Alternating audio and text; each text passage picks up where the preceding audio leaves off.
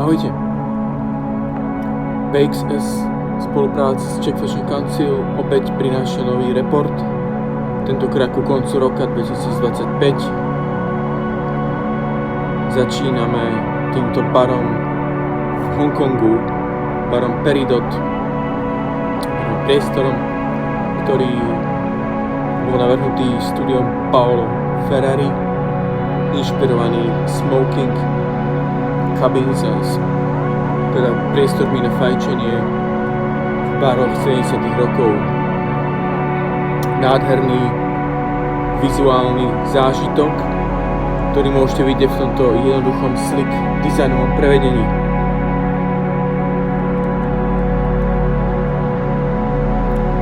Ďalšia záležitosť je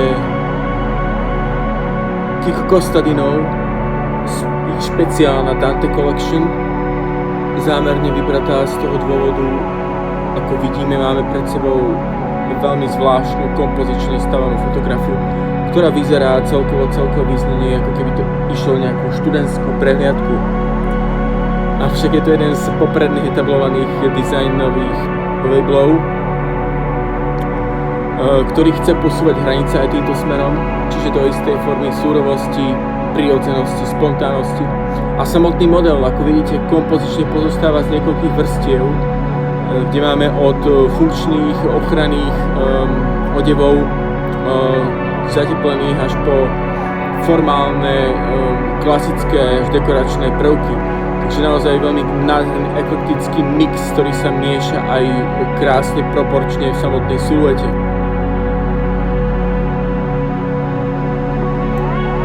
Ďalšiu vec, ktorú tu mám pre vás, je objekt art, respektíve kolaboračný dizajnerský piece, gaming / interior design / designer authorship brand piece by Kith, čiže klasického newyorského streetwearu. V tomto prípade ide o klasickú arkáde hru, stolovú hru, domácu hru, ktorú si môžete kúpiť s týmto nádherným dizajnom v štýle 80. rokov. Ďalšia záležitosť je v súvislosti s blížiacimi sa Vianocami. Ja som si nedávno zapísal, že chcem vidieť Gremlins 3, pretože som sa minulý domnieval, že Gremlins 3 je už vonku. Avšak nie je. Gremlins 3 vyjde oficiálne až v roku 2027. Ja mám veľmi rád tieto malé príšerky, takže si určite vo vianočnom období pozrite klasickú prvú časť.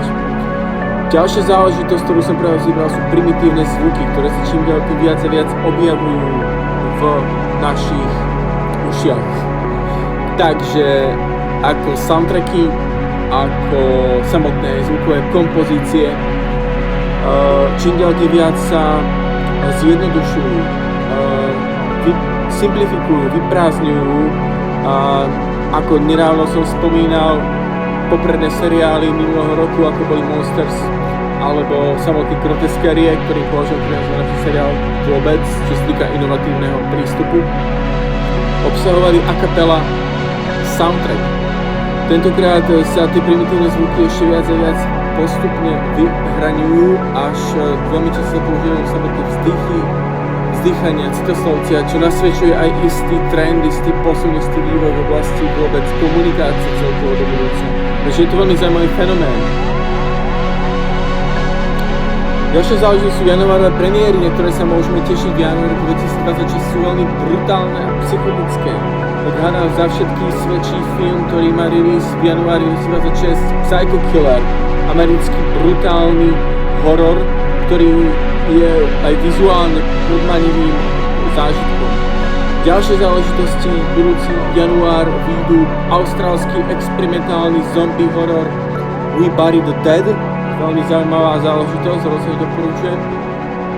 Ďalšiu zaujímavú vec je po x rokoch sa prichádza ďalšia časť legendárneho franchise Silent Hill, čiže legendárnej hry s originálnym soundtrackom. Tentokrát ide o po x rokoch filmové spracovanie. Konečne sa fanúšikovia dočkali, takže Return to Silent Hill vyjde v januári 2026 aj v českých kinách od 22. ledna. respektive února, teraz nie som si istý. A ešte tu máme Beauty, čo je famózny seriál z pera a z produkcie Ryana Murphyho. A ešte v roku 2026 v januári vyjde, no to asi máme všetko. A môžeme sa všetci tešiť na Mother Mary, ktorý tu bude o chvíľočku. Pluribus je najfascinujúcejší seriál súčasnej doby. Podľa môjho názoru je od tvorcov Breaking Bad. Fascinujúci je z toho dôvodu, že famózne je napísaný. Scenár vykresluje situáciu, kedy nejakým spôsobom sa odhalia, revelnú alebo evolujú, posunú kontakt a vôbec dianie na svete alieni, čo je, ako som spomínal, plánované nejaký open kontakt na prelome rokov, respektíve rok 2027, začiatok alebo prvá polovica roka. A tento seriál nádherne vykresluje situáciu, ako ďaleko sú iné bytosti, iné civilizácie, čo znamená byť skutočne progresívny a vyvinutý, úplne inak komunikovať pozitívne všetky tie nízke frekvencie zatlačené do úzadia. Tento seriál nádherne vykresluje, aké hlúpe je správanie sa negatívne a negativizovanie všetkých súvislostí. Je to famózna záležitosť, veľmi doporučujem. Momentálne to éruje, vychádza to každý týždeň na Apple TV, čiže máme nejakú 6. 7. epizódu súčasnosti. Doporučujem. A tu začína brutálna hudba, veľmi silná, emocionálna, brutálna zvuková záležitosť nám bola obdarovaná túto dobu, tieto dni a tieto mesiace. Nedávny release kolaborácie Charlie XCX a legendárneho Johna Cale'a z Velvet Underground, track s názvom House. Veľmi silná, zvuková, ale aj estetická záležitosť. Veľmi doporučujem. Mali by sme dostať viac od týchto dvoch.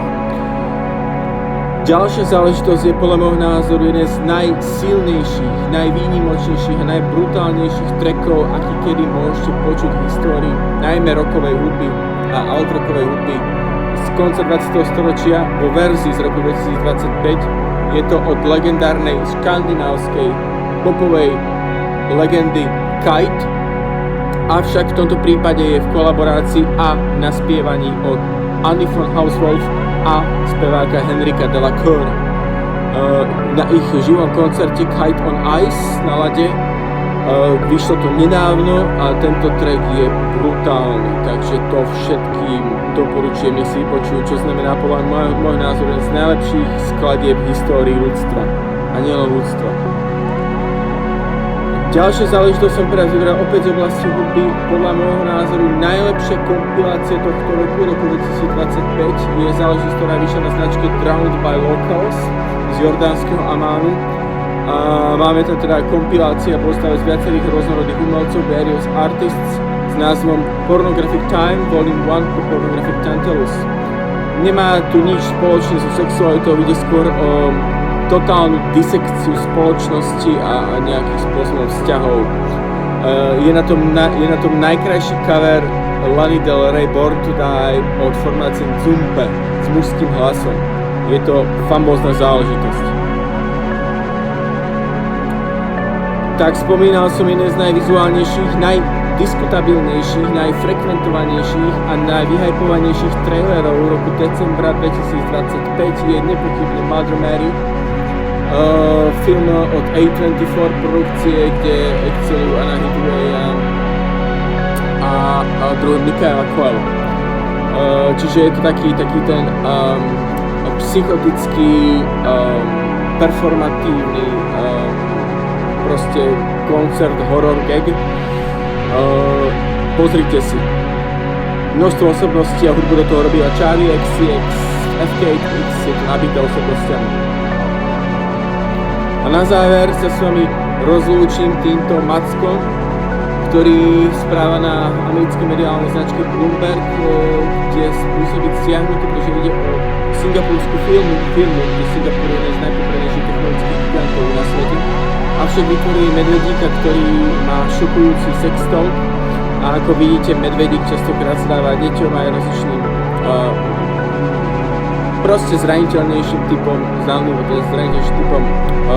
bytostí.